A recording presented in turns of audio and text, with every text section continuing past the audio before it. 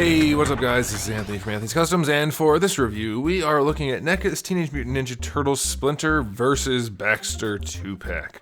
Now, you guys can remind me if this was like an actual thing that happened in the show, these two fighting. I don't remember. It's been 25 years since I watched the cartoon, but either way, this is a really cool set, so even if it doesn't have specific reference as these two coming together, it's one of the better sets NECA's released. It's probably one of the most fun sets, and there's a whole lot going on in this package. So let's go ahead and get these guys off the stand and take a closer look.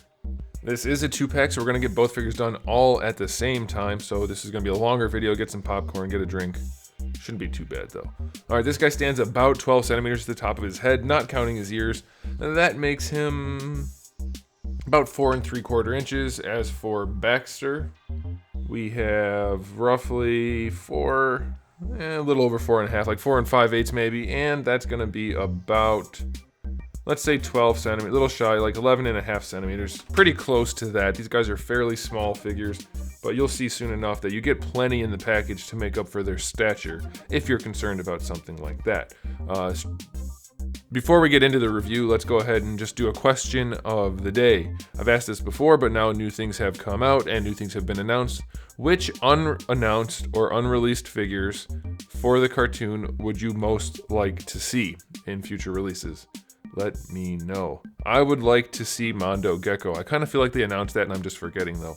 Okay, let's go ahead and just talk about aesthetics. We're going to do them both together for this one.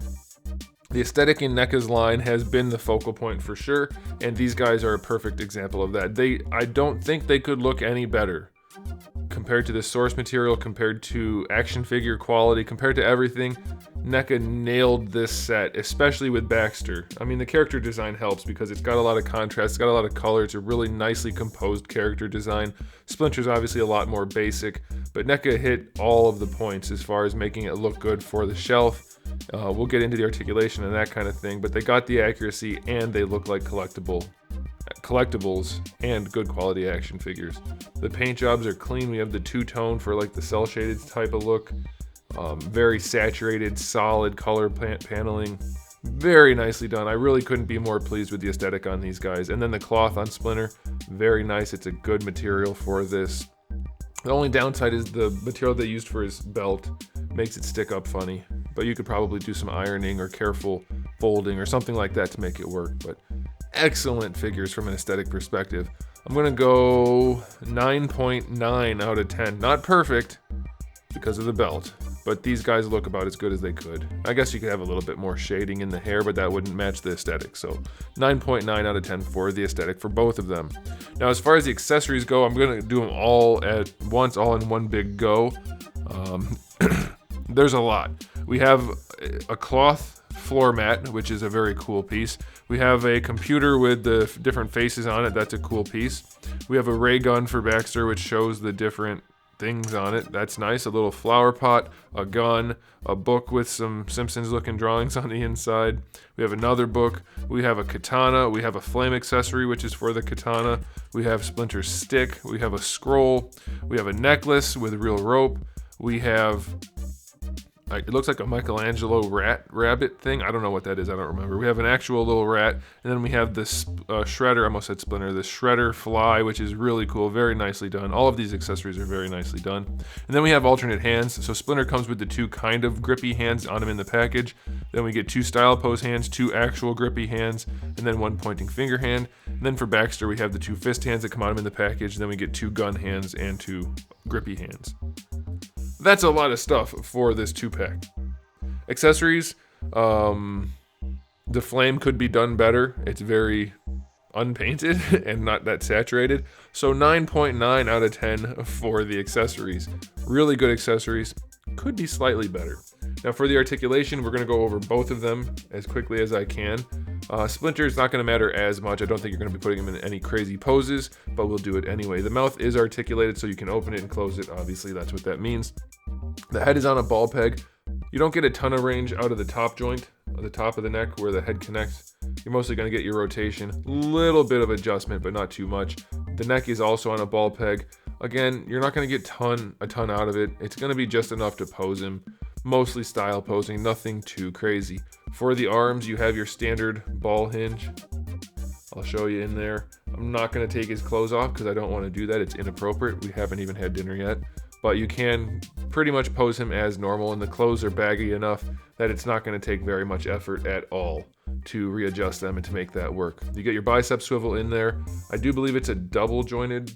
It might be a single. They haven't done a single in ages. I don't want to take the clothes off. Either way, you can bend his elbow sufficiently. It does feel like a double, but well, maybe it's a single. I don't want to take it off. We have a wrist swivel and a hinge, and of course the hands are interchangeable, so there's no issue there. As far as the torso, there is a diaphragm joint. I guess if I'm doing this, it's already inappropriate enough. Don't want YouTube to get upset, but you get some range. It's mostly just a swivel. Like I said, I don't think their intention was for Splinter to be highly posable, which is kind of a bummer, but I think most people will be okay with that.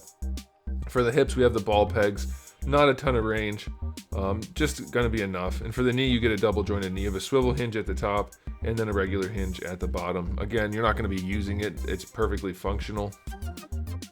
You get tons of range out of that, but you're not gonna need it. For the ankles, you have a hinge, which is pretty standard, and you have your swivel in there for your ankle rocker, which is magnificent. It's wonderful.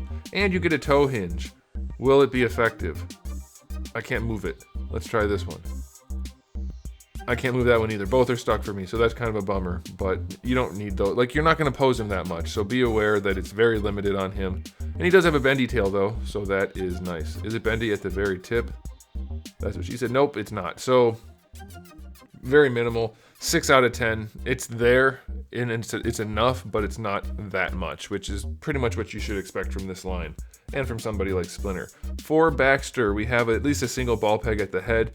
You're not going to be doing much posing. It's going to be mostly just rotation. Like, there's too much going on. You get a little bit here and there, but that's it. For the shoulders, standard swivel hinge. Not quite horizontal, but you do get your full rotation. It's a little stiff. Doesn't feel like it's going to be a problem, though. Double jointed elbow. You'll get a swivel at either end of that joint, and you get the hinging. So let's see how that works. This is not my favorite kind of elbow joint. It's probably my least favorite. You get enough range, you could probably get more out of it if you want to force it, but it does get ugly and it really extends that elbow, and that is not how elbows work, so I really, really don't like that. But you get your swivels out of that. And for the wrist, you have your swivel and a hinge. For the torso, I'm not sure what's going on. I think it's just it's just a double ball peg.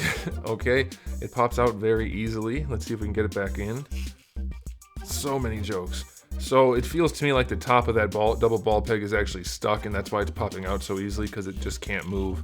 So if you don't get a stuck one, you'll be able to move this around pretty well. This is fairly soft. If you do get a stuck one, good news is it's just a ball peg, so you can get in there and probably free that up with some pliers, or even just kind of trying to coax it a little bit. You should be okay.